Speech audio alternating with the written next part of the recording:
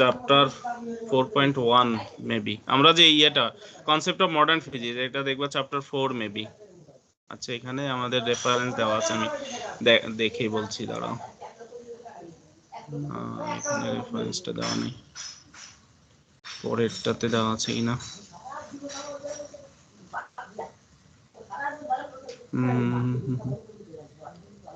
না এখানে রেফারেন্স নাই, মেবি 4 আর কি, তারপর একটু খুঁজে দেখো, যদি না হয় সম্ভবত চ্যাপ্টার 4 অথবা 5 এরকমেরই হবে, লাস্টের দিকে নিউক্লিয়ার পার্টটা আছে।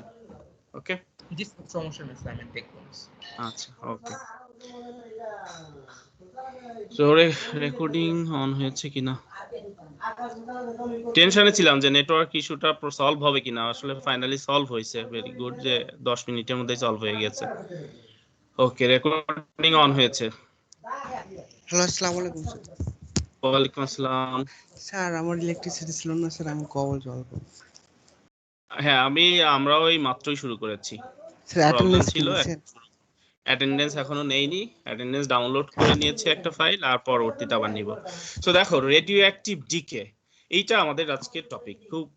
খুব কেয়ারফুলি যদি মনোযোগ দিয়ে শোনো তাহলে বিষয়গুলো একদম ক্লিয়ার হয়ে যাবে। আসলে কি নিউক্লিয়ার, কি নিউক্লিয়াস, কি এই বিষয় থেকে কিভাবে আমরা এনার্জি পাই, এই নিউক্লিয়াসটাকে আমরা কিভাবে কাজে লাগাই, এটা আমাদের অ্যাপ্লিকেশনটা কোথায়, একটা নিউক্লিয়াসের মধ্যে কত পরিমাণ এনার্জি থাকতে পারে, এবং সেই এনার্জিটা আমরা হিউজ একটা এনার্জি আমরা কিভাবে পেতে পারি, এই বিষয়গুলো জানার জন্য আমাদের এই বেসিক ফাউন্ডেশন পার্টগুলো জানতে হবে।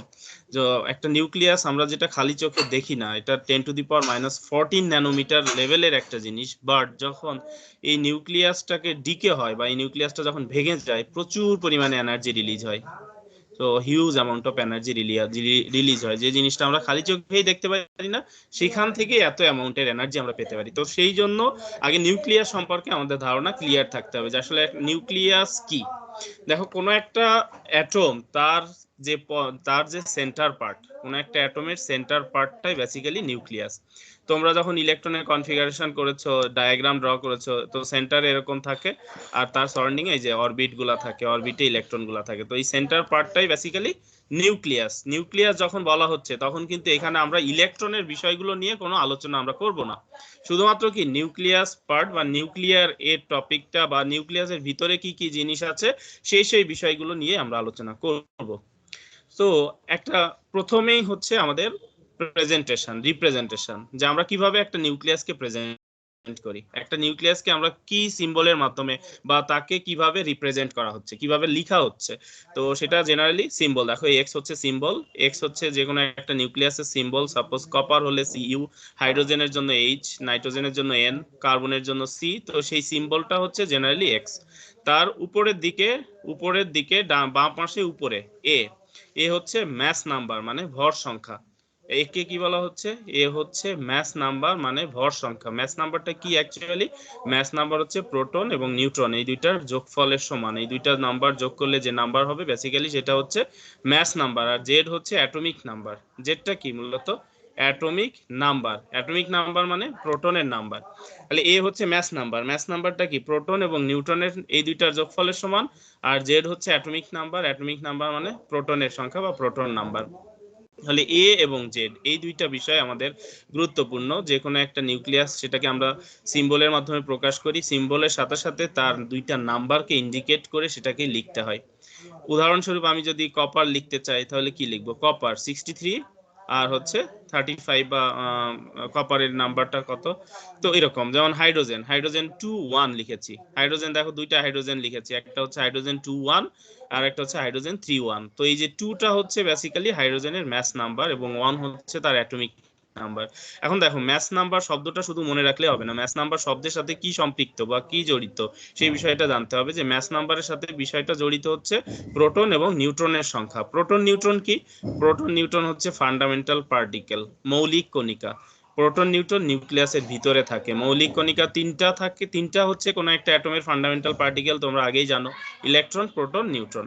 প্রোটন এবং নিউট্রন এই দুইটা জিনিস হচ্ছে আমাদের নিউক্লিয়াসের ভিতরে থাকে, নিউক্লিয়াসে থাকে প্রোটন এবং নিউট্রন।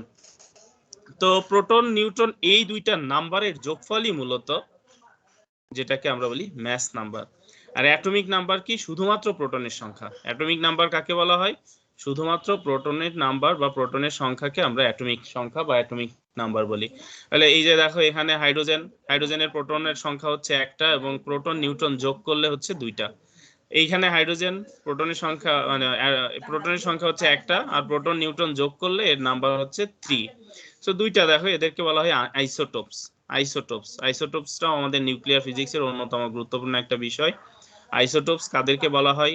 আইসোটোপস এর ডেফিনেশন তোমরা আগেই জানো। What is isotopes? যাদের হচ্ছে atomic number same but mass number different, যে এলিমেন্ট গুলা অ্যাটমিক নাম্বার সেম মানে হচ্ছে তারা সেম এলিমেন্ট, একই ধরনের এলিমেন্ট, একই এলিমেন্ট, শুধুমাত্র তাদের মাস নাম্বার যদি ডিফারেন্ট হয় তাহলে আমরা তাদেরকে পরস্পরের আইসোটোপস বলি।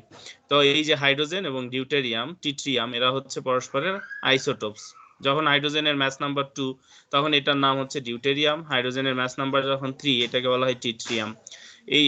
এই হচ্ছে আমাদের একটা রিপ্রেজেন্টেশন অফ নিউক্লিয়াসকে এভাবে আমরা রিপ্রেজেন্ট করি ম্যাস নাম্বার এবং অ্যাটমিক নাম্বারের মাধ্যমে। সবচেয়ে আমাদের নিউক্লিয়ার ফিজিক্সে গুরুত্বপূর্ণ হচ্ছে ইউরেনিয়াম, কারণ এই ইউরেনিয়ামটা কাজে লাগে বিভিন্ন পারপাসে। আমরা এনার্জি প্রডিউস করা, ইলেকট্রিসিটি প্রডিউস করার জন্য, পাওয়ার রিঅ্যাক্টর অথবা এক্সপ্লোশনের জন্য, আমরা নিউক্লিয়ার বোমের জন্য এই যে ফুয়েল, এই ফুয়েলগুলো কাজে লাগে। তার মধ্যে অন্যতম কি ইউরেনিয়াম একটা ফুয়েল। তো দেখো ইউরেনিয়াম এখানে লেখা হয়েছে 238। তাহলে এই 238টা কি? 238 হচ্ছে ইউরেনিয়ামের ম্যাস নাম্বার, ভর সংখ্যা বলতে কি বোঝানো হচ্ছে? প্রোটনের সংখ্যা, ইউরেনিয়ামের নিউক্লিয়াসের মধ্যে প্রোটনের সংখ্যা এবং তার নিউট্রনের সংখ্যা, এই দুইটা যদি যোগ করি তাহলে টোটাল নাম্বার হচ্ছে 238। আর এই যে 92 থেকে আমি বুঝে যাচ্ছি কি 92 মানে হচ্ছে প্রোটনের সংখ্যা 92, অ্যাটমিক নাম্বার মানে প্রোটনের নাম্বার 92। তাহলে কেউ কি আমাকে বলতে পারবা ইউরেনিয়ামে কতগুলা নিউট্রন আছে? প্রোটন নিউট্রন যোগ করলে 238 আর শুধু প্রোটন 92। তাহলে নিউটনের সংখ্যা কি হবে? Definitely 232 minus 92। এটা মাইনাস করলে আমি কি পেয়ে যাব? নিউটনের নাম্বার পেয়ে যাব। ওকে, তো আমি এভাবে লিখতে পারি, একটা ফর্মুলা এভাবে লিখতে পারি যে neutron number is equals to A minus Z. Neutron নাম্বারকে কি ফর্মুলার মাধ্যমে লিখতে পারি? এ মাইনাস জেড এর মাধ্যমে লিখতে পারি। যে আমি এ মাইনাস জেড যদি করি দেন আমি নিউটনের সংখ্যা পেয়ে যাব। তো এটা খুবই বেসিক একটা ইনফরমেশন বাট খুবই গুরুত্বপূর্ণ ইনফরমেশন। আমাদের এই বেসিক পার্টটা প্রথমে মাথায় রাখতে হবে। প্রোটন নাম্বার কি, নিউট্রন নাম্বার কি, মাস নাম্বার কি, অ্যাটমিক নাম্বার কি, এই বিষয়গুলো প্রথম আমাদের জানতে হবে। যে কোনো একটা সিম্বল দিয়ে বলা হতে পারে যে নিউটনের সংখ্যা কত। অ্যাজ ফর এক্সাম্পল এই যে ইউরেনিয়াম, এটা দিয়েই বলতে পারি ইউরেনিয়াম।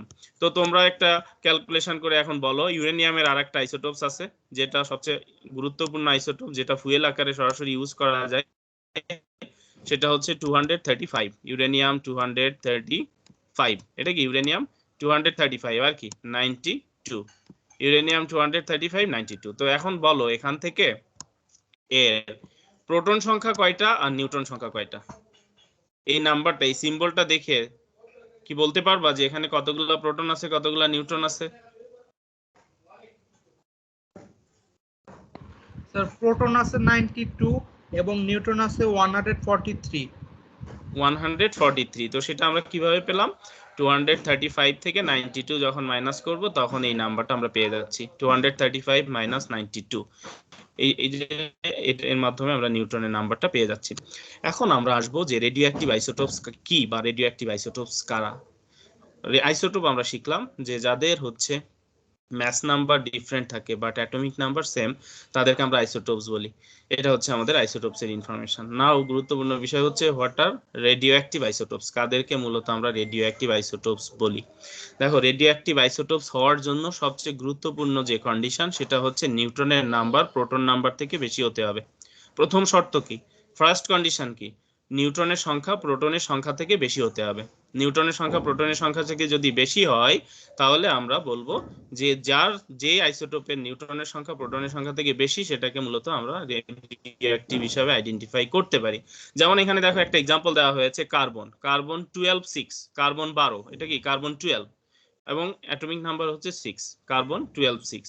আবার আমরা জানি যে কার্বনের আরেকটা আইসোটোপস আছে সেটা হচ্ছে carbon 14 6, that means mass number 14। এখন যদি ক্যালকুলেট করি প্রথম কার্বনের জন্য, কার্বন 12 এর জন্য নিউটনের নাম্বার 6, প্রোটনের নাম্বার 6, দেখো ইকুয়াল নাম্বার, সমান সমান, নিউটন এবং প্রোটনের সংখ্যা ব্যালেন্সড, দ্যাট মিন্স ইকুয়াল।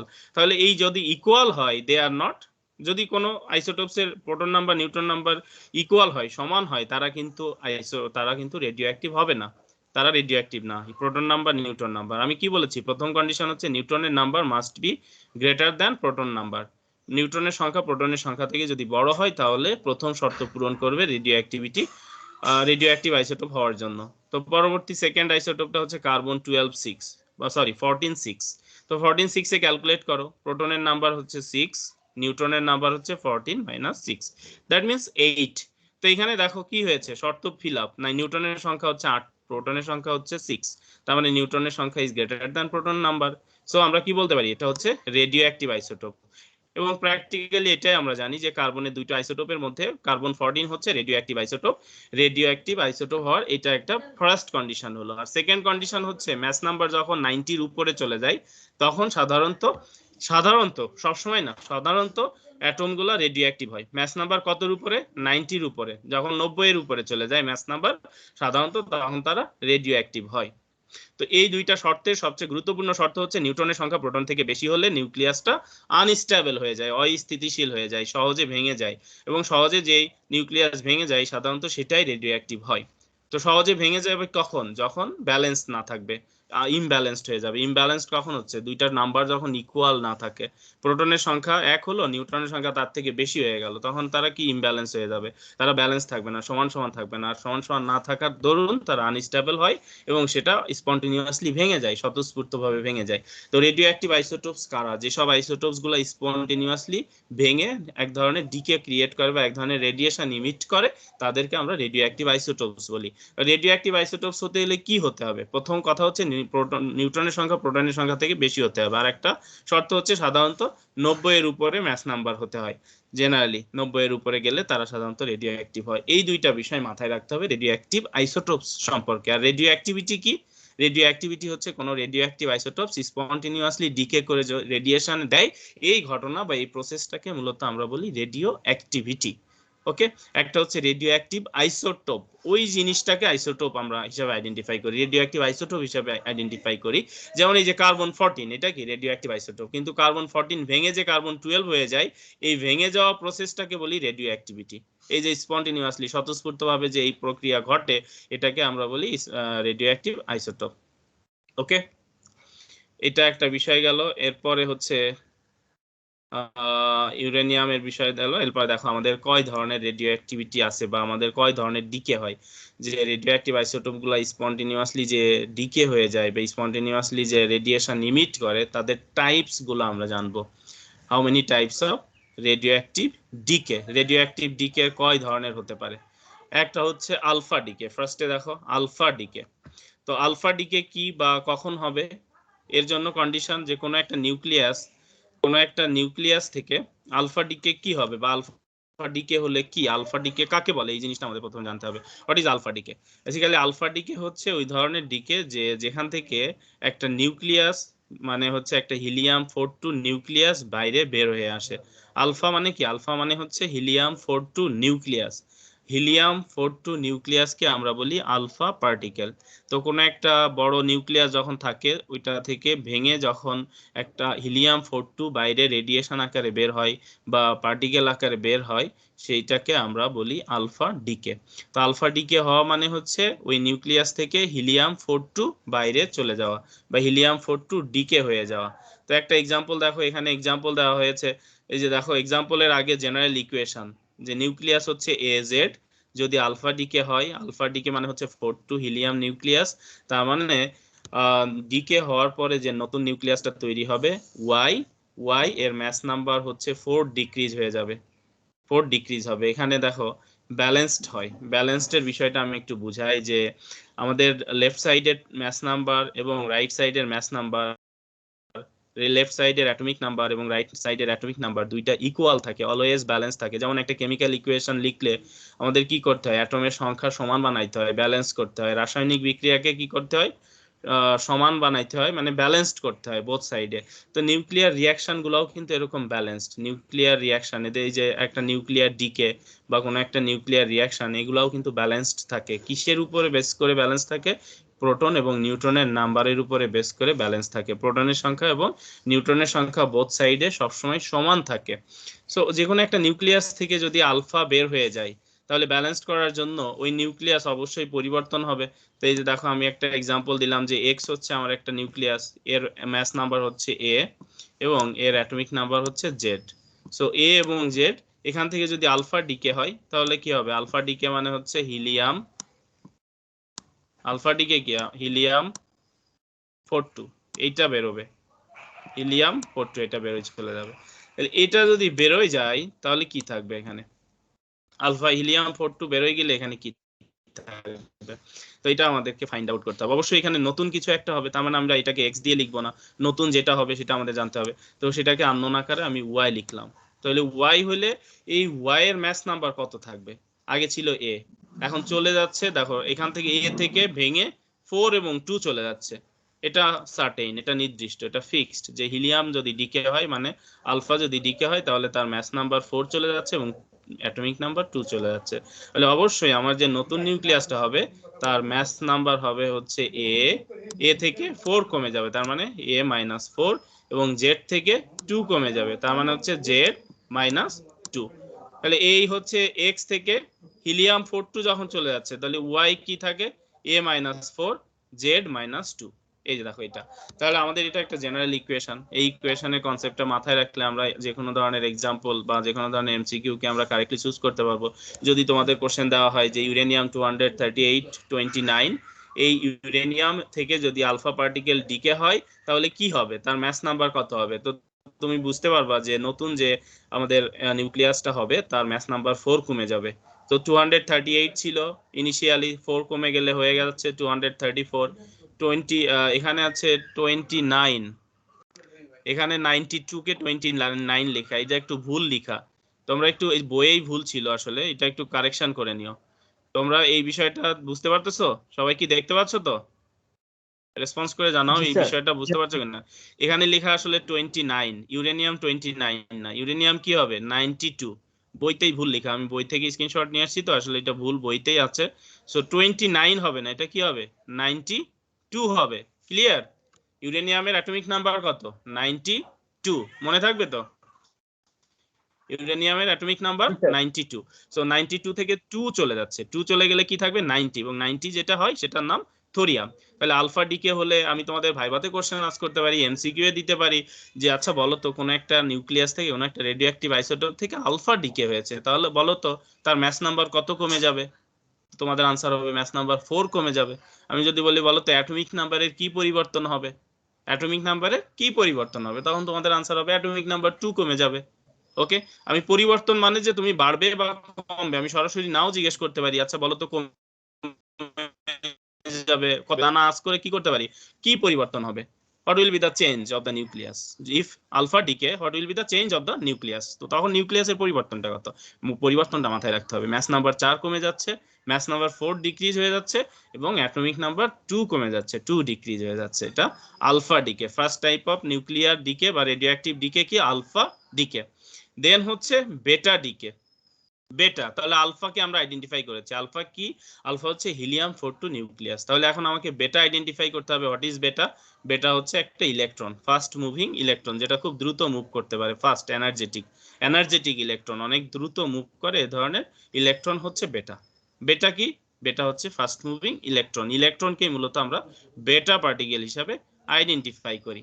তো এখন ইলেকট্রনের ম্যাস নাম্বার অ্যাটমিক নাম্বার সম্পর্কে আমাদের জানতে হবে যে আসলে ইলেকট্রনের কি হয়, ম্যাস নাম্বার এবং অ্যাটমিক নাম্বার কি। এই হচ্ছে দেখো ইলেকট্রনের সিম্বল, এটার ইলেকট্রনের সিম্বলটাই হচ্ছে এটা। এখন এখানে ঘটনাটা কি হয়, এটা মাইনাস, আমরা কি জানি এটা হচ্ছে মাইনাস, এর ম্যাস নাম্বার কত, এই যে এটা হচ্ছে এভাবে, এর তো ম্যাস নাই, ম্যাস নাম্বার নাই, ম্যাস যা তা সেমই থাকে, ম্যাস নাই, এটা চার্জ আছে, তার মানে কি এই যে অ্যাটমিক নাম্বার হচ্ছে -1। ইলেকট্রন মানে কি পজিট্রন বা প্রোটনের বিপরীত, তার মানে এখানে একটা প্রোটনের ঘাটতি ইলেকট্রন আছে, তাহলে এর অ্যাটমিক নাম্বারটা কি -1 আর এখানে 0। এই হচ্ছে একটা ইলেকট্রনের আইডেন্টিফিকেশন, ইলেকট্রনের পরিচয়।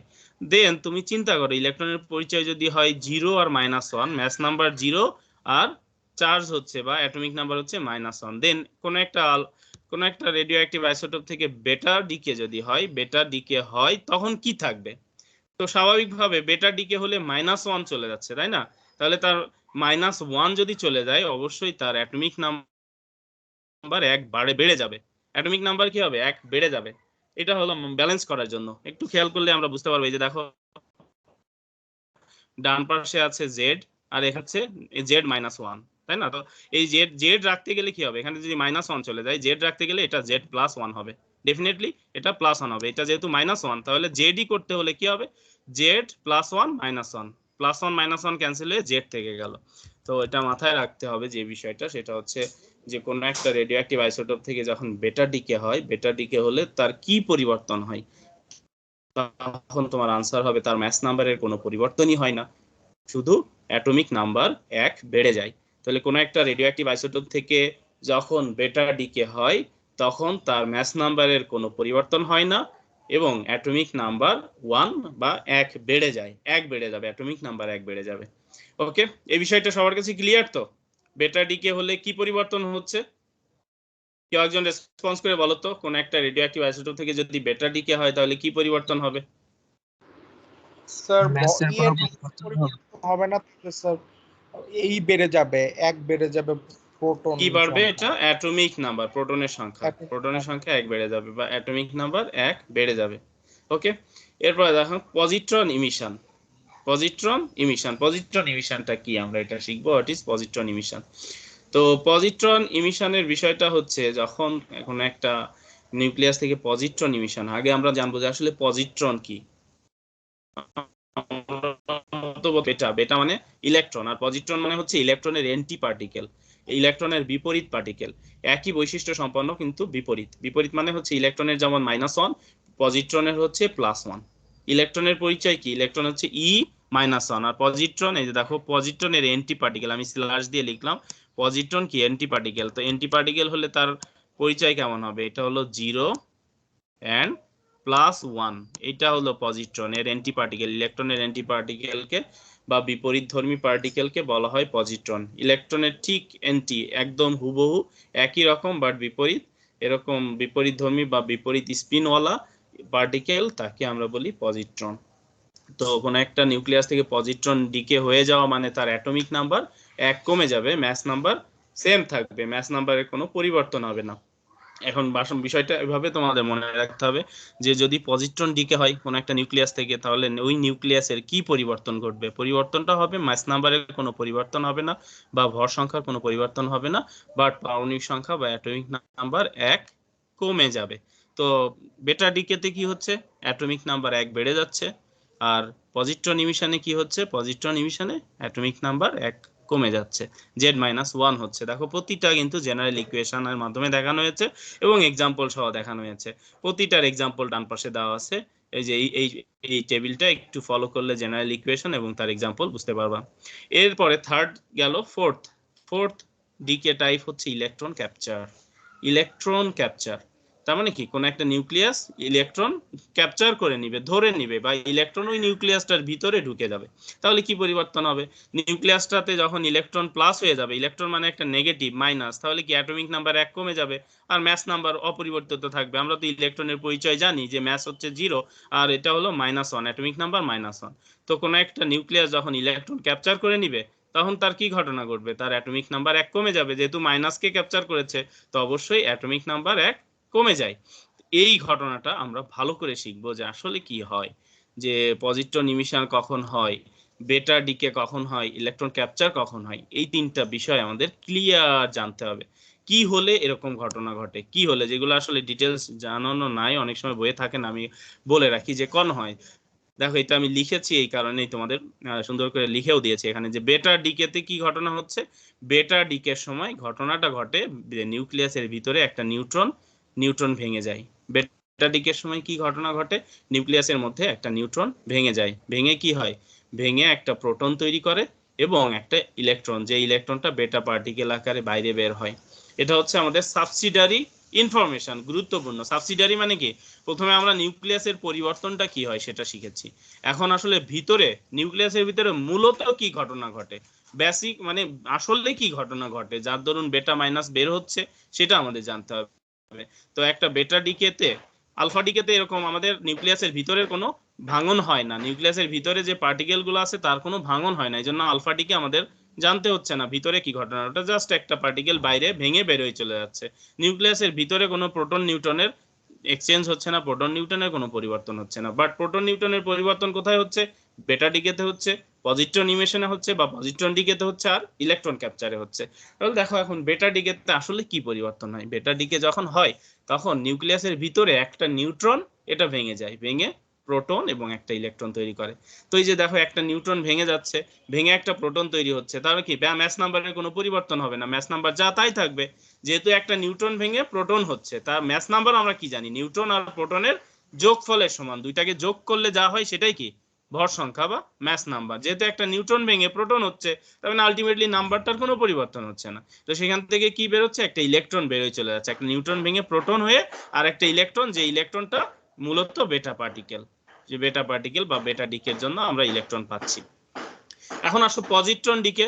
পজিট্রন ডিকেতে কি হচ্ছে? পজিট্রন ডিকে এখানে হয় উল্টা ঘটনা। কি হয়? একটা প্রোটন ভেঙে যায়, প্রোটন ভেঙে একটা নিউট্রন এবং একটা ইলেকট্রন তৈরি করে। তাহলে বেটা আর পজিট্রন ইমিশন ঠিক উল্টা ঘটনা। বেটাতে কি হয়, নিউট্রন ভেঙে প্রোটন এবং ইলেকট্রন, আর পজিট্রন ডিকেতে যেটা হয় প্রোটন ভেঙে নিউট্রন এবং ইলেকট্রন, প্রোটন ভেঙে নিউট্রন এবং ইলেকট্রন। আর এখানে কি ঘটনা ঘটে, এখানে ইলেকট্রন না, ইলেকট্রনের অ্যান্টি পার্টিকেল যেটার নাম পজিট্রন, এখানে যেটা হয় একটা প্রোটন ভেঙে নিউট্রন হচ্ছে, আলটিমেটলি ভর সংখ্যার কোনো পরিবর্তন হচ্ছে না, কারণ ভর সংখ্যা হচ্ছে প্রোটন আর নিউট্রনের যোগফলের সমান।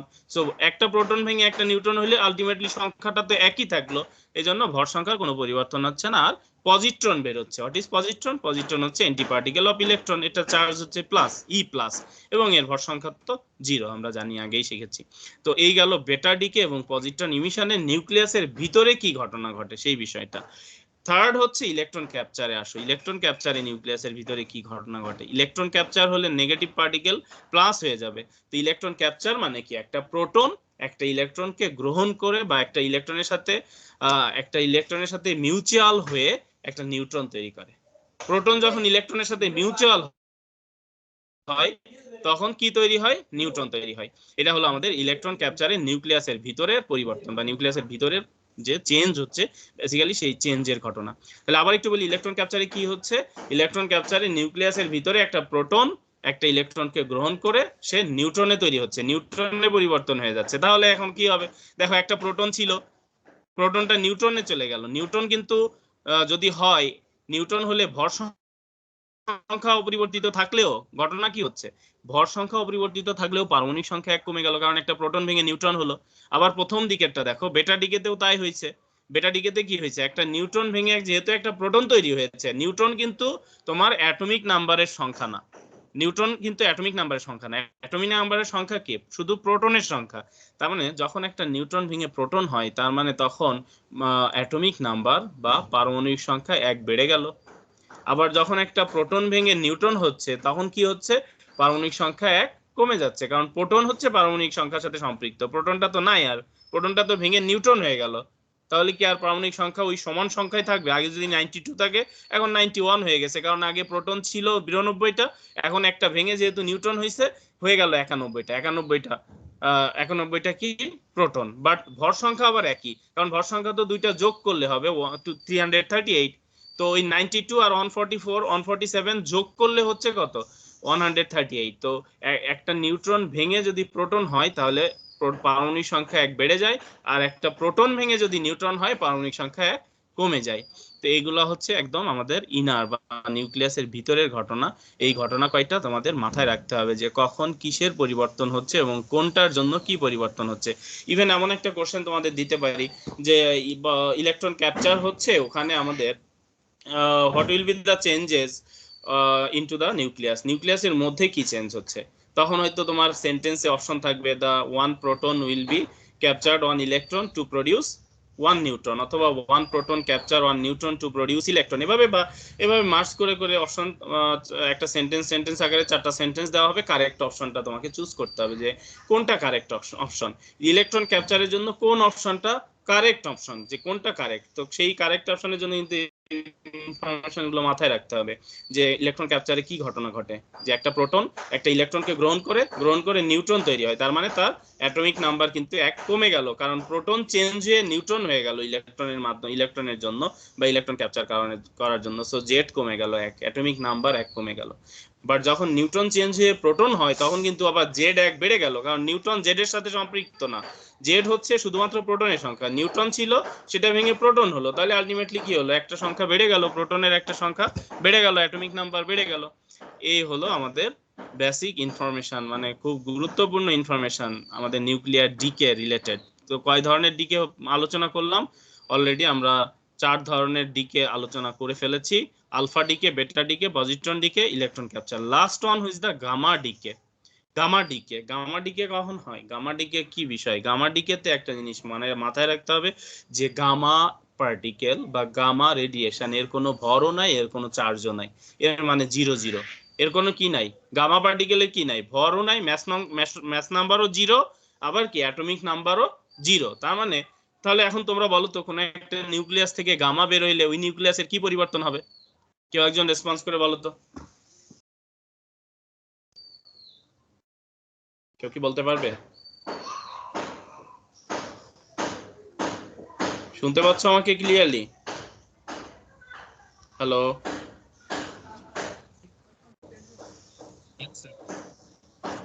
তোমরা কি আমাকে ক্লিয়ারলি শুনতে পাচ্ছ কিনা? স্যার গামা ডিকাতে স্যার কোনো পরিবর্তন হবে না স্যার। তো আমি তোমাদেরকে একটা কোশ্চেন আস্ক করেছি যে গামার কি, গামার পরিচয় কি? গামার পরিচয় হচ্ছে তার ভর নাই, তার কোনো চার্জ নাই। তো এটা হচ্ছে গামার পরিচয়, তার মানে কি 0 0।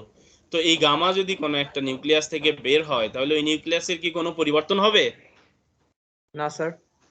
পরিবর্তন হবে না। না, তার স্যার। কি পরিবর্তন হবে না? কিসে? তার ম্যাস নাম্বারে কোনো পরিবর্তন হবে না, তার অ্যাটমিক নাম্বারে কোনো পরিবর্তন হবে না, পরিবর্তন হবে অন্য জায়গায়। অন্য জায়গায় কি? অন্য জায়গায় বলতে হচ্ছে যে এক্সাইটমেন্ট অবস্থায় সে ছিল, এক্সাইটমেন্ট অবস্থা থেকে সে স্টেবল অবস্থায় চলে আসবে, স্টেবল অবস্থায় চলে আসবে। যেমন আমি তোমাদেরকে একটা এক্সাম্পল দেই। মনে করো তুমি কড়াইতে রান্না করলে, কড়াই গরম হয়ে যাচ্ছে, তো গরম হওয়া মানে কি? এক্সাইটেড অবস্থা। এখন এই এক্সাইটেড অবস্থায় যদি তুমি কড়াইটাকে নামায় এনে কোথাও রাখো, ওখান থেকে কিন্তু রেডিয়েশন মাইক্রোওয়েভ বেরোইতে থাকবে, মাইক্রোওয়েভ বেরোইতে থাকবে, কিন্তু কড়াইয়ের কি কোনো পরিবর্তন হবে? কড়াইয়ের কোনো অ্যাটমের কি কোনো পরিবর্তন হবে? কড়াইটা কিন্তু যতগুলো অ্যাটম ছিল তার ম্যাস যা ছিল আলটিমেটলি একই থাকবে, সবই এক থাকবে, কিন্তু তারপরে ওখান থেকে ওই যে হিট আকারে রেডিয়েশন বেরোচ্ছে, তো কড়াইটাকে গরম করা মানে কিন্তু তাকে এক্সাইটেড করে দেওয়া।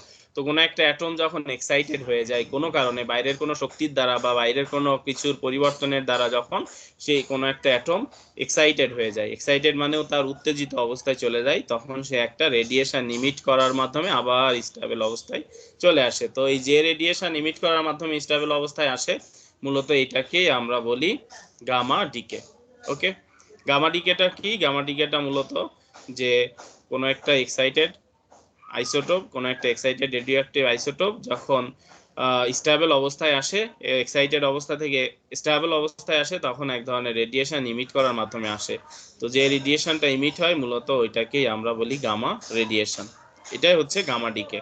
তাহলে গামা ডিকের ক্ষেত্রে নিউক্লিয়াসের কোনো পরিবর্তন ঘটে না, নিউক্লিয়াসের অ্যাটমিক নাম্বার আনচেঞ্জ থাকে এবং ম্যাস নাম্বারও আনচেঞ্জ থাকে। এটা হচ্ছে গামা ডিকের পরিচয়। ক্লিয়ার? Yes sir. বিষয়টা কি বোঝা গেল? Yes sir. এখন আসবো আমরা প্রবলেম। বলো, কোনো কোশ্চেন থাকলে আস্ক করতে পারো, কারো কোনো কোশ্চেন থাকলে আস্ক করতে পারো।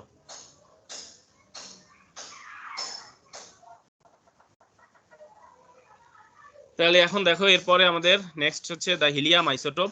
একটা problem, the helium isotope helium 62 is unstable. What kind of decay would you expect it to undergo? তো এটা একটা আনস্টেবল নিউক্লিয়াস, হিলিয়াম আইসোটোপটা একটা আনস্টেবল নিউক্লিয়াস। কোন ধরনের ডিকে এখান থেকে বের হবে? কোন ধরনের ডিকে বের হবে?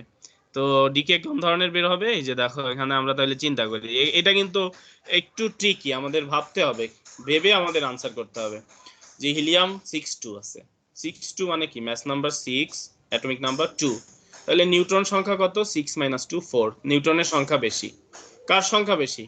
নিউট্রনের সংখ্যা বেশি প্রোটন থেকে। তাহলে কি হওয়ার সম্ভাবনা আছে? তোমরা চিন্তা করে বলো তো।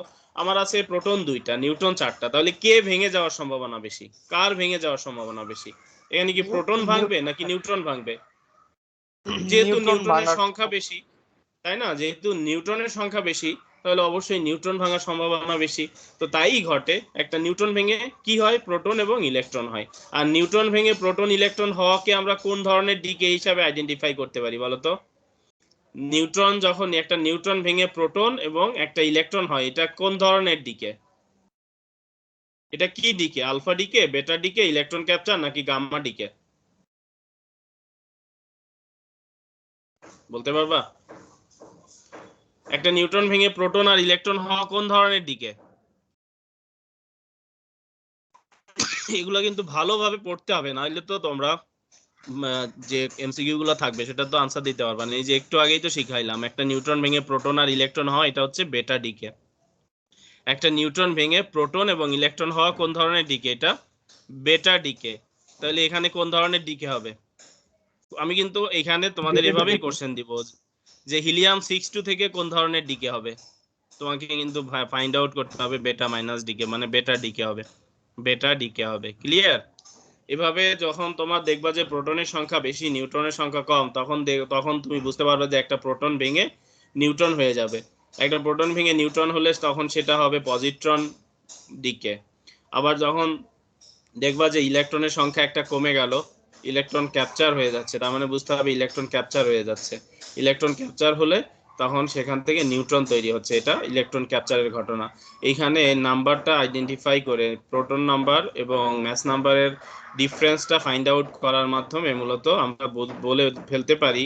100% সবসময় অ্যাকুরেটলি হয় না, মানে অ্যাকুরেটলি সব এক্সাম্পলকে অ্যাকুরেটলি গেস করা যায় না, কিছু এক্সেপশন আছে, বাট জেনারেল ইনফরমেশন আমরা ধরতে পারি, গেস করতে পারি যে এই আইসোটোপটা ডিকে হলে এই ধরনের ডিকে আমরা পাবো।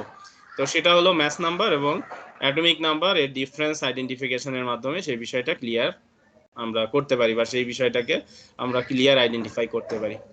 তো এই যে আলোচনাগুলো করলাম, আমাদের নিউক্লিয়ার ফিজিক্সের এই পার্টটা সবচেয়ে গুরুত্বপূর্ণ, বিশেষ করে তোমাদের সেকেন্ড কুইজে যেটা, সেকেন্ড কুইজের এই অংশটা অনেক অনেক বেশি গুরুত্বপূর্ণ। 4টা decay, alpha decay, beta decay, electron capture আর পজিট্রন ডিকে। গামা ডিকেটা খুবই সিম্পল একটা বিষয়, কোনো পরিবর্তন হয় না, তবে কোশ্চেনগুলো হিট করবে মূলত এই 4টা ডিকে নিয়ে, alpha beta alpha beta, electron capture আর পজিট্রন ইমিশন। ওকে, এই কয়টা বিষয় মাথায় রাখবা ভালো করে, যে কি কি পরিবর্তন হচ্ছে, কোনটা ভেঙে কোনটা তৈরি হচ্ছে, কোনটা ভেঙে কি তৈরি হলে তখন আমরা তাকে কোন ধরনের ডিকে হিসাবে আইডেন্টিফাই করব, এই বিষয়গুলো মাথায় রাখতে হবে। কার কোনো ডাউট থাকলে কোশ্চেন আস্ক করতে পারো। Any doubt? কার কি কোনো ডাউট আছে?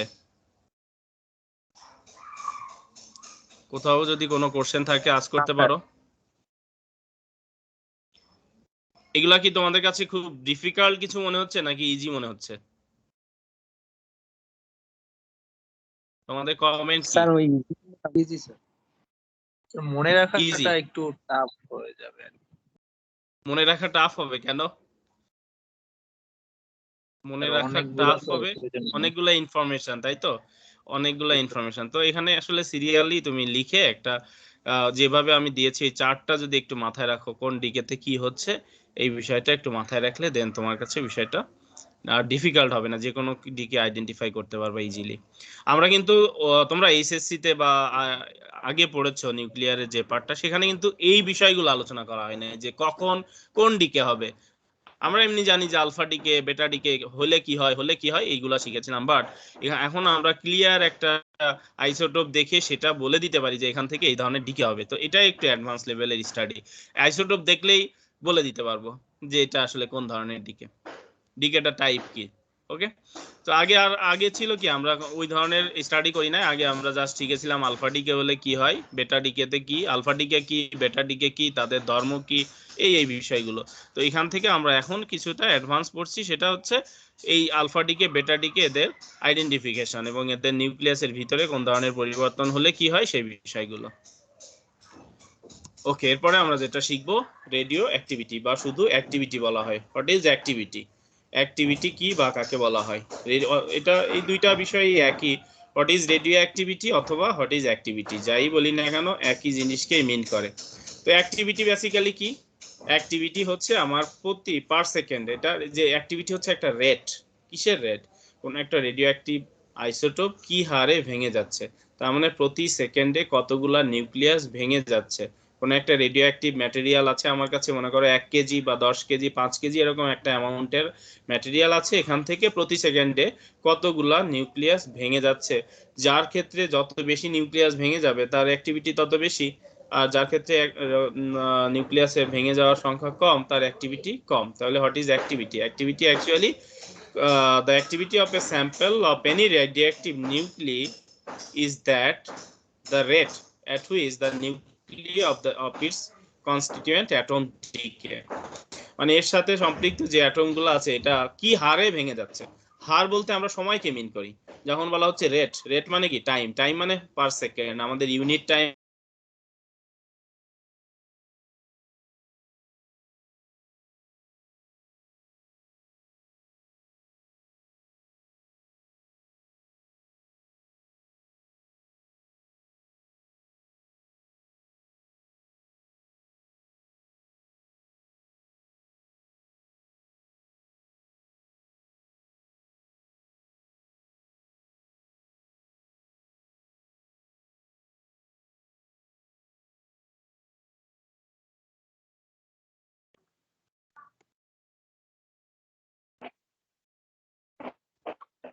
হ্যালো,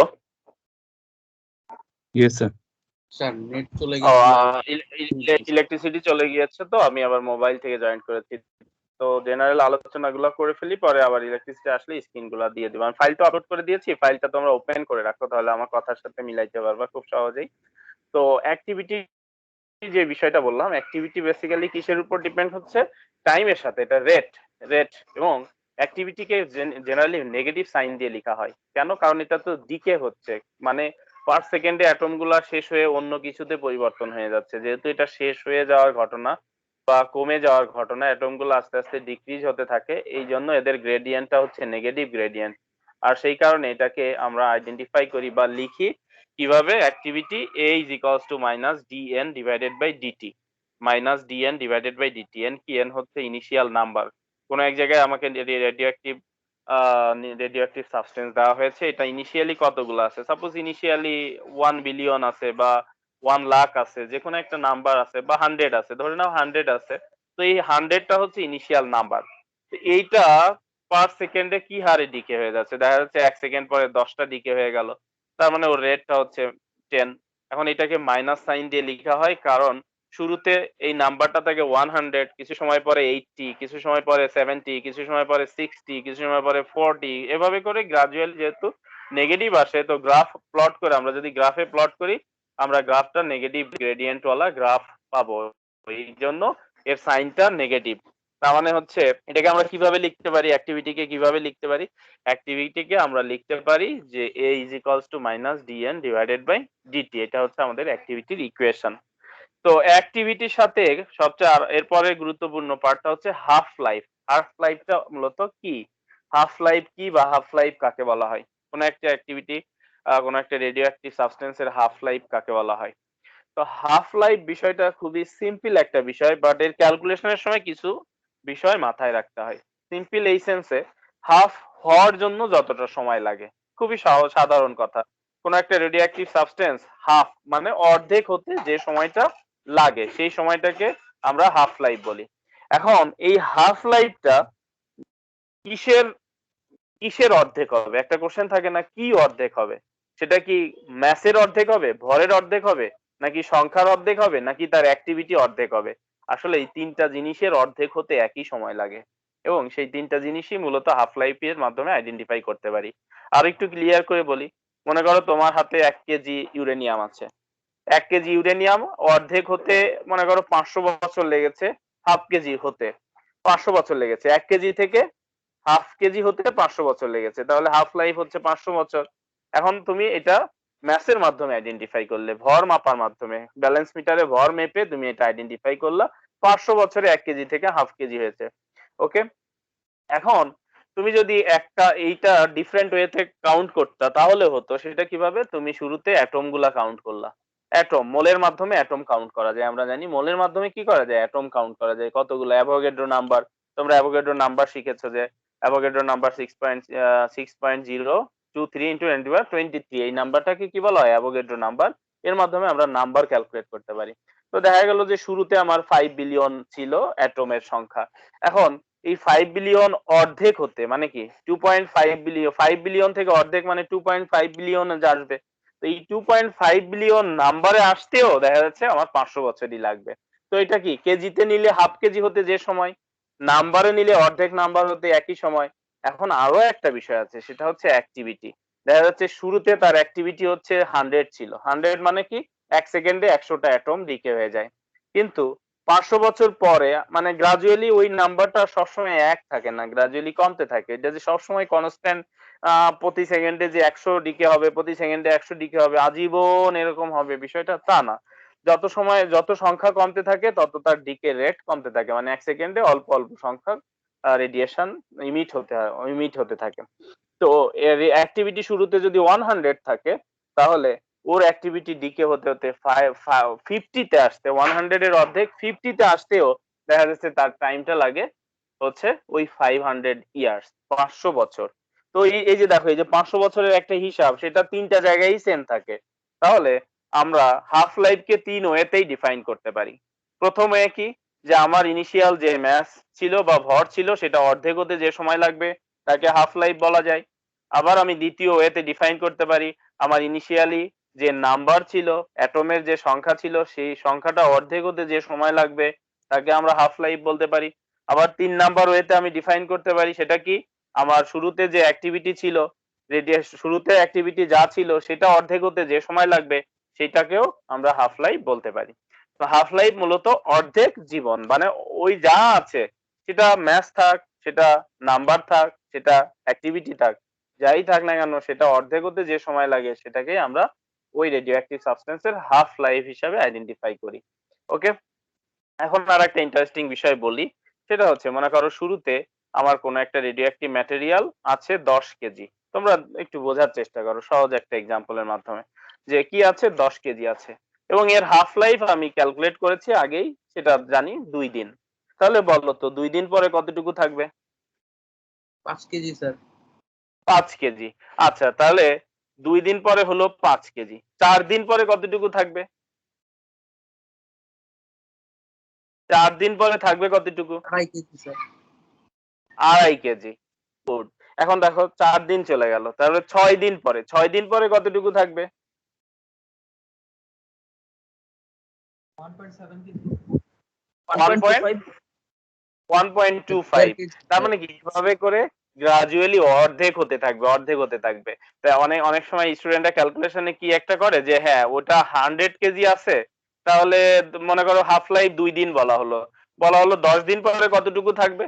অনেকে চিন্তা করে যে হাফ লাইফ হচ্ছে 2 দিন, তাহলে তো 10 দিন পরে আর কিছুই থাকবে না, যেহেতু 5 কেজি চলে গেল। মানে হিসাবটা ওরকম না, যে আমি যেটা মিন করতে যাচ্ছি হয়তো ওইভাবে আসলে ক্লিয়ারলি দেখাইতে পারছি না, যদি ইয়ে হতো এটা আমি দেখাবো। আবার বিষয়টা হচ্ছে এটা গ্রাজুয়ালি কমতে থাকে, ডিকেটা এক্সপোনেনশিয়াল, স্ট্রেইট না। এই ডিফারেন্সটা আমি তোমাদের বোঝাইতে যাচ্ছি। এই ডিকেটা কি ধরনের, ডিকেটা স্ট্রেইট লাইন না, যে একটা সময় জিরো হয়ে যাবে, নট লাইক দিস।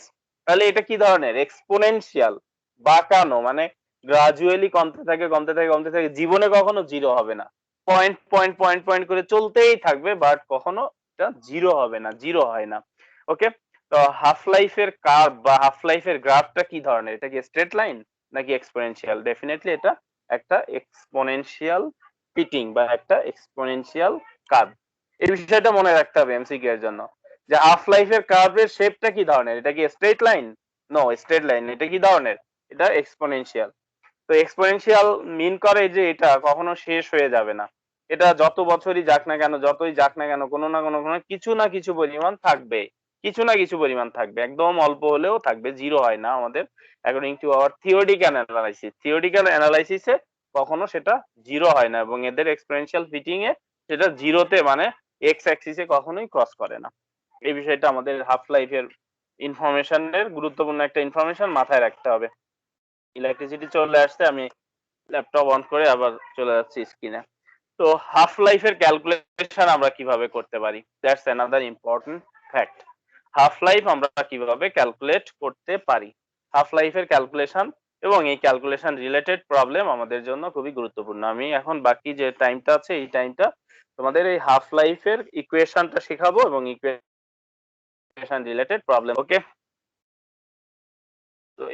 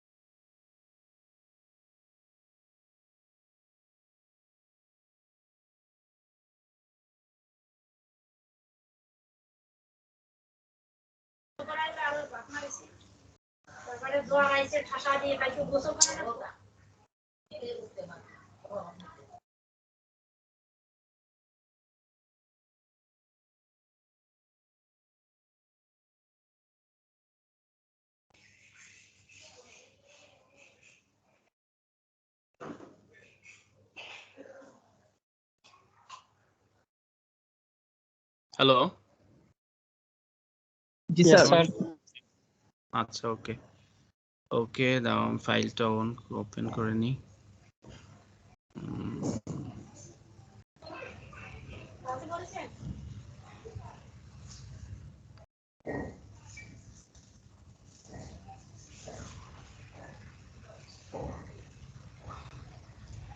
আচ্ছা, আমরা অ্যাক্টিভিটি নিয়ে আলোচনা করেছিলাম, অ্যাক্টিভিটি এবং হাফ লাইফ এই বিষয়গুলো আলোচনায় চলে আসছে। এখন যে বিষয়টা হচ্ছে সেটা এই যে কিছু ইনফরমেশন বা কিছু ইউনিট কনভার্সন আমাদের জানতে হয়, যেহেতু আমরা ম্যাথ প্রবলেম সলভ করব, activity related math problem solve করব। তো সেখানে আমাদের ইউনিট কনভার্সনের মধ্যে ফার্স্ট হচ্ছে অ্যাক্টিভিটির ইউনিট কি, এসআই ইউনিট কি জানতে হবে। অ্যাক্টিভিটির এসআই ইউনিট হচ্ছে বেকরেল। অ্যাক্টিভিটির এসআই ইউনিটটা কি? অ্যাক্টিভিটির এসআই ইউনিট হচ্ছে বেকরেল। তো বিকিউ এর মাধ্যমে লেখা হয়, শর্ট ফর্মে বিকিউ। এখন বেকরেল কি? দেখো, বেকরেল নামটা শুনলে জাস্ট একটা নাম মনে হচ্ছে, সায়েন্টিস্টের নাম, বিজ্ঞানী। এটা দিয়ে তো আর তুমি কিছু বুঝতে পারবে না। What is becquerel? বেকরেলের ইনফরমেশন জানতে হবে যে আসলে বেকরেলটা কি, বেকরেল কাকে বোঝায়। বেকরেল বোঝায় 1 সেকেন্ডে যদি একটা ডিকে হয় তো ওই অ্যামাউন্টটা হচ্ছে 1 বেকরেল। 1 সেকেন্ডে একটা ডিকে হওয়া পরিমাণকে আমরা কি বলি? 1 বেকরেল বলি। 1 বেকরেল মিন্স 1 ডিকে পার সেকেন্ড, মানে ডিকে পার 1 সেকেন্ডে একটা ডিকে হলে তাকে আমরা 1 বেকরেল বলি। ওকে, সো বেকরেল বেকরেল হচ্ছে একজন জাস্ট সায়েন্টিস্টের নাম অনুসারে এটাকে ইউনিট হিসেবে আইডেন্টিফাই করা হয়েছে ওই সায়েন্টিস্টের নামের রেসপেক্টে, নামকে সম্মান দেওয়ার জন্য।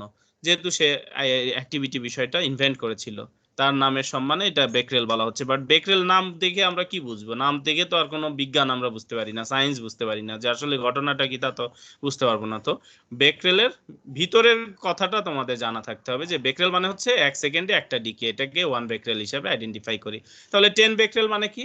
10 ডিকে পার সেকেন্ড। 100 বেক্রেল মানে কি 100 ডিকে পার সেকেন্ড, এক সেকেন্ডে 100টা ডিকে হলে সেটা 100 বেক্রেল। ওকে, কিন্তু বেক্রেলটা হচ্ছে একটা ডিকে, আসলে রেডিও অ্যাক্টিভ সাবস্টেন্স গুলো প্রচুর প্রচুর ডিকে করে, মিলিয়ন বিলিয়ন ডিকে করে পার সেকেন্ডে। তো বেক্রেল দিয়ে ক্যালকুলেশন হয় না, বেক্রেলের মাধ্যমে ক্যালকুলেশন করা যায় না, এই জন্য বড় ইউনিটে যেতে হয়, বড় ইউনিটে আসতে হয়। কি সেই বড় ইউনিটটা? সেটা হচ্ছে কুরি। কুরি আর একজন মাদার যে পিয়ারে কুরি এবং মাদাম কুরি, এই দুইজন যে সায়েন্টিস্ট কুরি পরিবারের, তাদের নামের প্রতি সম্মান দেখায় কুরি বলা হয়। এটা আগে ছিল, এটা সিজিএস সিস্টেমের সাথে রিলেটেড। তো এটা একটা বড় ইউনিট এবং আমাদের সবচেয়ে বেশি ইউজ হয় এই ইউনিটটা, সারা পৃথিবীর সব জায়গায় এই ইউনিটটা বেশি ইউজ হয়, কুড়িটা বেশি ইউজ হয়। আর বেক্রেল বেক্রেল যেহেতু খুবই ছোট ইউনিট, এটাকে কুড়িতে কনভার্ট করে নিলে আমরা বিষয়গুলোকে কম্পেয়ার করতে পারি সহজে।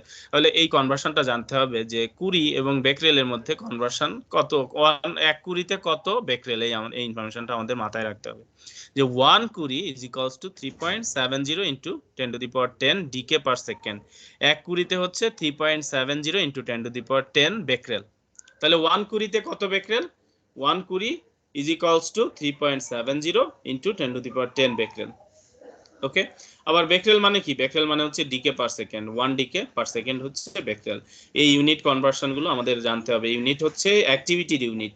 বেক্রেল কিসের ইউনিট? অ্যাক্টিভিটির ইউনিট। কুড়ি কিসের ইউনিট? কুড়িও অ্যাক্টিভিটির ইউনিট, বড় ইউনিট, লার্জ ইউনিট। মানে এটা অনেকগুলা বেক্রেলের সমন্বয় হচ্ছে এক কুড়ি। সেটা নাম্বারটা কত? 3.70 ইন্টু 10⁻10 ডিকে পার সেকেন্ড। ওকে, এরপরে দেখো আমাদের অ্যাক্টিভিটি এর যে ইকুয়েশন, অ্যাক্টিভিটির ইকুয়েশনটা কি? আমাদের টাইম যদি আমরা কাউন্ট করি, যে ইনিশিয়ালি টাইম হচ্ছে t ইজ ইকুয়ালস টু 0, এবং ওই সময়ে আমাদের যে activity t is equals two 0 তে অ্যাক্টিভিটি হচ্ছে r0। t is equals two যখন 0 তখন অ্যাক্টিভিটি কত? r0। এখন t যখন টাইম, যে কোনো একটা সার্টেন টাইম, মনে করো 10 সেকেন্ড, 20 সেকেন্ড, একদিন, 5 দিন, সেই টাইম পরে অ্যাক্টিভিটি আগেরটা থাকবে না, অ্যাক্টিভিটি চেঞ্জ হয়ে যাবে, এবং সেই চেঞ্জ অ্যাক্টিভিটিকে আমরা আর এর মাধ্যমে ডিনোট করেছি।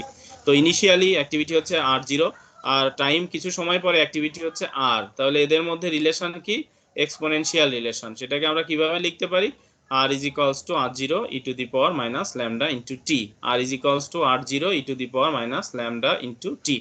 এটা হচ্ছে আমাদের অ্যাক্টিভিটি এর ইকুয়েশন। তো r হচ্ছে t সময় পরের অ্যাক্টিভিটি, আর জিরো হচ্ছে ইনিশিয়াল অ্যাক্টিভিটি। এটাকে এ এর মাধ্যমে, কোনো কোনো বইয়ে এর মাধ্যমে লেখা হয়, সেভাবে আমরা লিখলে এভাবে লিখতে পারি যে a is equals two a0 e to the power minus lambda into t। এখানে নতুন একটা টার্ম চলে আসছে, ল্যামডা। ল্যামডা তো আমরা ফিজিক্সে শিখেছি যে ওয়েভলেন্থকে ল্যামডা বলা হয়, ল্যামডা হচ্ছে ওয়েভলেন্থ। কিন্তু নিউক্লিয়ার ফিজিক্সে ল্যামডা কিন্তু ওয়েভলেন্থ না, ল্যামডাকে বলা হয় ডিকে কনস্ট্যান্ট। এই ল্যামডার নাম কি? Decay constant. So decay constant mean কি? ডিকে কনস্ট্যান্ট মিন হচ্ছে পার সেকেন্ডে কতগুলা ডিকে, সেই পার সেকেন্ডের নাম্বার অফ ডিকে কে আমরা ডিকে কনস্ট্যান্ট হিসাবে আইডেন্টিফাই করি। তো ডিকে কনস্ট্যান্ট এর মাধ্যমে আমরা হাফ লাইফটাকে আইডেন্টিফাই করতে পারি, হাফ লাইফের ক্যালকুলেশন করতে পারি ডিকে কনস্ট্যান্ট ল্যামডা এর মাধ্যমে। সো দেখো হাফ লাইফ মানে কি? হাফ লাইফ মানে হচ্ছে যে সময়টা, একটা নির্দিষ্ট সময়, ওই সময় পরে ইনিশিয়াল যতগুলা ইনিশিয়াল অ্যাক্টিভিটি যা ছিল, অ্যাক্টিভিটি তার অর্ধেক হয়ে যাবে, অ্যাক্টিভিটি তার অর্ধেক হয়ে যাবে। তো এখানে আমি দুইটা ইকুয়েশন লিখবো, লিখে দেখাচ্ছি। এটা আমার পিডিএফ ফাইল, যদিও তাও লিখছি। দেখো এটা হচ্ছে কি? দেখো R is equals to, R হচ্ছে টি সময় পরের activity, R is equals to r0 e to the power minus lambda into t। r is equals to r0 e to the power minus lambda into t। এখন আমি যদি half life নেই, তাহলে এখানে কি আসবে? টি, টাইমটা কি? Half life. হাফ লাইফকে কিসের মাধ্যমে ডিনোট করি? হাফ লাইফ হচ্ছে টি হাফের মাধ্যমে। হাফ লাইফকে আমরা কিভাবে ডিনোট করি? টি হাফের মাধ্যমে হচ্ছে আমাদের হাফ লাইফ, টি হাফ।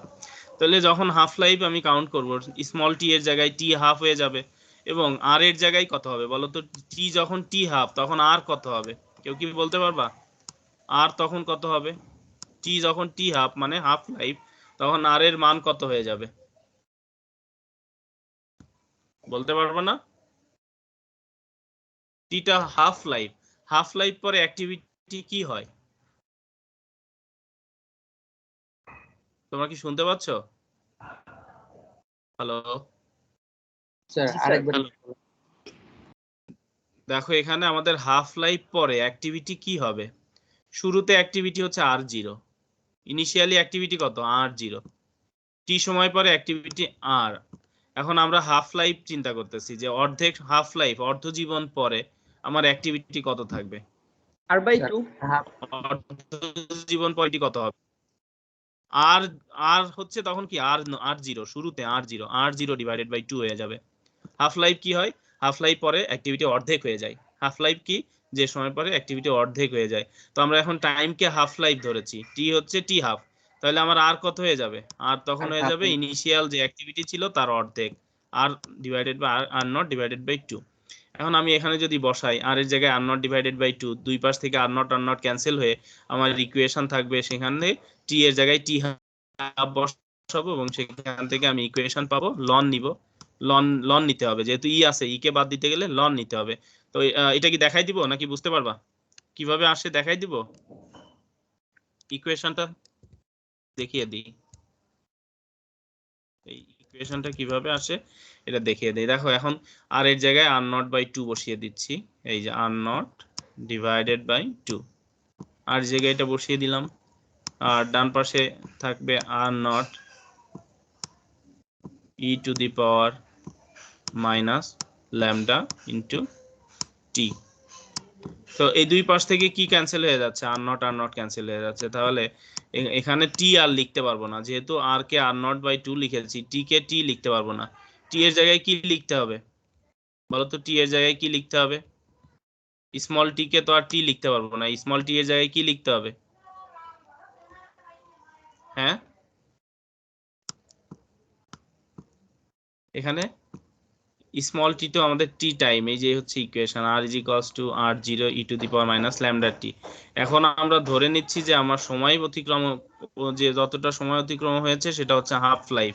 তাহলে হাফ লাইফ হলে টি এর জায়গায় আমার টাইমটা কত? হাফ লাইফের টাইম, মানে স্মল টি, সেটা আমাদের হাফ লাইফের টাইম হলো t half. So r0 divided by 2 is equals to r0 e to the power minus lambda into t half. r0 দুই পাশ থেকে ক্যান্সেল হয়ে গেল, তাহলে থাকে 1/2 is equals to e to the power minus lambda into t half. Okay, তো 1/2 is equals to e to the power minus lambda into t half, এটা থাকে। তো এখন আমার কি করতে হবে? ই বাদ দিতে হবে। কিভাবে বাদ দেওয়া যায়? লন নেওয়ার মাধ্যমে।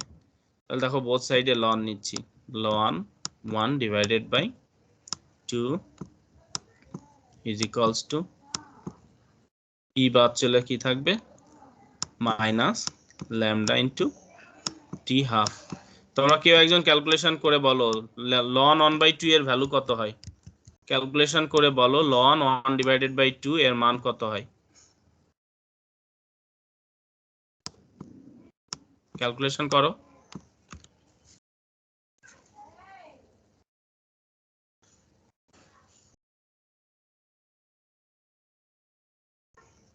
করেছো? লন 1/2 এর ভ্যালু বের করো, এত সময় লাগবে না তো। Sir -0.693 minus 0.693 is equals to ডান পাশে minus lambda into t half, minus lambda into t half. তাহলে দুই পাশ থেকে এখন মাইনাস ক্যান্সেল হয়ে গেল, মাইনাস মাইনাস ক্যান্সেল হয়ে গেল। তাহলে এখানে কি হবে? T half is equals to 0.693 divided by lambda. তাহলে দেখো আমরা ইকুয়েশন পেয়ে গেলাম। আমাকে যদি টি হাফ ক্যালকুলেট করতে বলে এবং ডি কে কনস্ট্যান্টের ভ্যালু দেওয়া থাকে, তাহলে আমি টি হাফ মানে হাফ লাইফ ক্যালকুলেট করতে পারবো। T half is equals to 0.693 divided by lambda, এর মাধ্যমে আমরা হাফ লাইফটা ক্যালকুলেট করতে পারি। অথবা আমাদের হাফ লাইফের ভ্যালু দিয়ে যদি ডি কে কনস্ট্যান্টের ভ্যালু ক্যালকুলেট করতে বলে, তাহলে আমরা ডি কে কনস্ট্যান্টের ভ্যালুও ক্যালকুলেট করতে পারবো।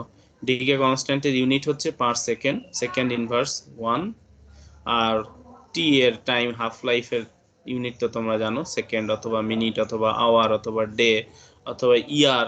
তো অনেক সময় ইয়ার ইউজ হয় কারণ অনেক লম্বা সময় যেমন কার্বন 14 একটা আইসোটোপ যেটা সব লিভিং অ্যানিম্যাল এবং প্লান্ট সবকিছুর বডিতেই থাকে এবং এই বডির কার্বন 14 ডিটেক্ট করার মাধ্যমে আমরা ডেটিং মানে হচ্ছে ডেট মেজার করি কোন একটা রেডিও অ্যাক্টিভ সাবস্টেন্সের ডেট মেজার করা হয় কার্বন 14 রেডিও অ্যাক্টিভ ডেটিং এর মাধ্যমে ডেট মেজার করার সিস্টেম তো সেটা কি সেই কার্বনের হাফ লাইফ হচ্ছে 5760 ইয়ার্স 5760 বছর এত বছর পরে অর্ধেক দিকে হয় তো অনেক লম্বা সময় এই কারণে ইয়ারেও ক্যালকুলেট করতে হয় কখনো কখনো ডেতে ক্যালকুলেট করা হয় কোনো জিনিস অনেক শর্ট তাদেরকে আমরা সেকেন্ডে ক্যালকুলেট করি টি হাফ লাইফটা এই ইউনিটগুলো বেসিক্যালি আমরা ইউজ করি ডেও আসতে পারে ডে ইয়ার সেকেন্ড মিনিট যে কোনো কিছু আসতে পারে তো এটা আমাদের ওয়ার্কিং ফর্মুলা যার মাধ্যমে আমরা হাফ লাইফ ক্যালকুলেট করতে পারি t half is equals to 0.693 divided by lambda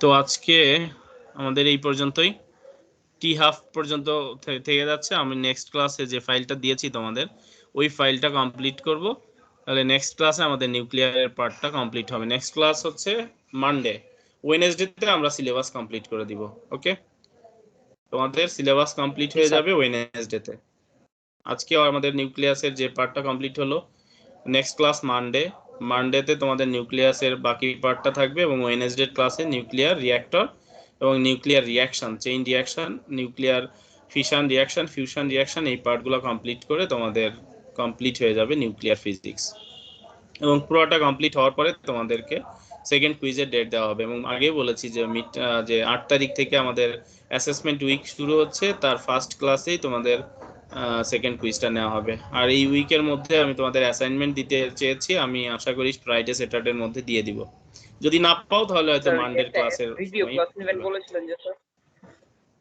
হ্যাঁ রিভিউ ক্লাসটা তোমাদের জন্য কখন তোমরা কি থার্সডেতে করতে পারবা বৃহস্পতিবারে অথবা স্যাটারডে থার্সডে এবং স্যাটারডে কোন ডেতে তোমাদের জন্য কনভেনিয়েন্ট হয় থার্সডে স্যার থার্সডেতে আমি দিনে পারবো না মানে হচ্ছে থার্সডেতে আমার ল্যাব ক্লাস আছে সেটা হচ্ছে 11টা থেকে 2টা পর্যন্ত স্যার থার্সডেতে ল্যাব ক্লাস 11টা থেকে 2টা কিছু ক্লাস আছে থার্সডে সন্ধ্যায় স্যার থার্সডে সন্ধ্যায় কি কারো কোনো ক্লাস আছে না স্যার সন্ধ্যায় ক্লাস নেই দুপুরে আছে স্যার সন্ধ্যা হলে 8টা থেকে থার্সডে 8টা থেকে ঠিক আছে আগামীকাল 8টায় সকালে নিয়ে নেওয়া যেত না স্যার সকালে বলতে 8টায় নিতে পারবো অথবা 9টায় নিতে পারবো 8টা অথবা 9টা দিয়ে দেন স্যার উইকেন্ড আর শনিবারে ভালো হতো স্যার তার সকালে শনিবারে সকালে ক্লাস আছে থার্সডেতে অনেকেরই শনিবারে কি সকালে কারো কোনো ক্লাস আছে স্যার তাহলে স্যার থার্সডে রাতেই থাক স্যার স্যার সন্ধ্যায় ঠিক ছিল থার্সডে রাতে জি স্যার রাতে স্যার তাহলে থার্সডে 8টায় দিয়ে দিচ্ছি ওকে থার্সডে 8টায় কারো কোনো কমপ্লেইন আছে না sir no sir no Thursday রাত 8টায় তাহলে মেকআপ না extra class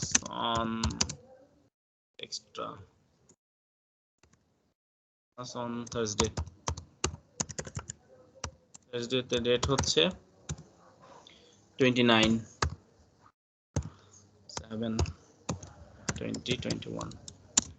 at 8 p.m. to 9:30 p.m.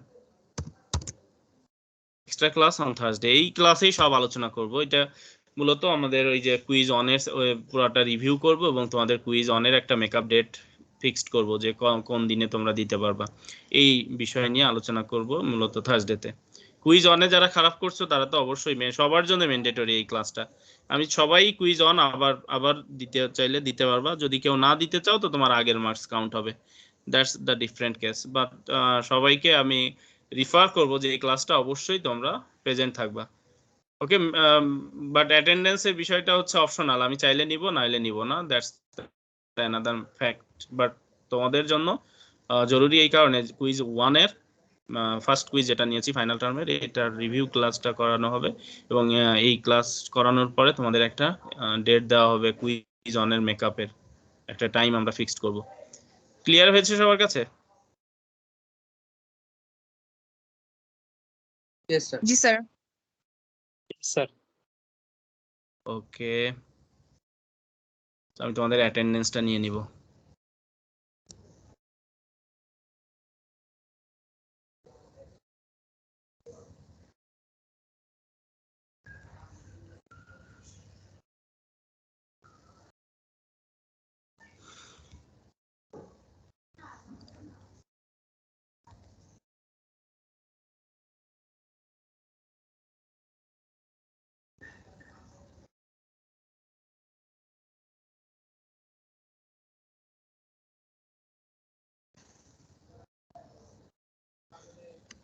Response please. Tamalika Majumdar, present sir.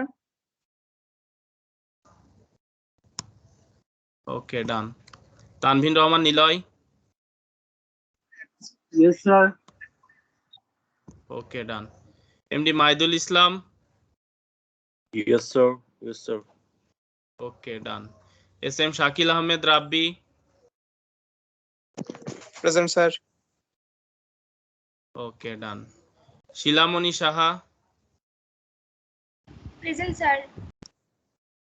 Okay done. Simanta Saha, sir ওর বাসায় কারেন্ট চলে গেছে, ওদের দিকে ঝড় হচ্ছে, ও এখন ছিল ক্লাসে। Sajjam Hussain Shafat, present sir. Okay done. Wahidul Islam, Yes, sir. Okay done. Abdul Hamid, Yes, sir. Okay done. Nasif Hannan, Present, sir. Yes, sir. Okay done. Rajid Palit, yes sir. MD Shakilur Rahman Rocky, Yes, sir. Shahriar Khan Supto, Present, sir. Rayan Parvez, Present, sir. Okay done. MD Intesar Ishrak, Present, sir. Okay done. Junayed Alam Alvi, Present, sir. Okay done. Nazmus Sakib Nihal, yes sir. Okay done. Antu Das, yes sir. Okay done. Shahid Afridi, Present, sir. Okay done. Mukit, Present, sir. Sir, Mukit 15 to batch. হ্যাঁ ওকে। শুধু মুকিত বললে তুমি নিজেকে বুঝতে পারবা, আর আর একজন তার drop হয়ে গেছে, আর একজন Okay, sir. মুকিত নাই। Asif Zaman, yes sir. Okay done. Fatema Jahan Lubna, yes sir. Fatema Jahan Lubna, okay done. Yes sir.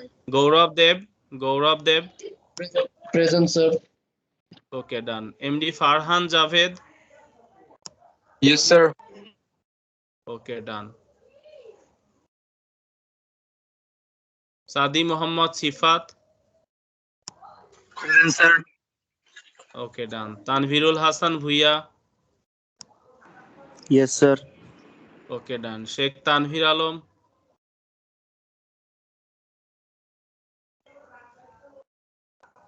Sheikh Tanvir Alam, Sheikh Tanvir Alam absent. Daruishul Islam, Present, sir.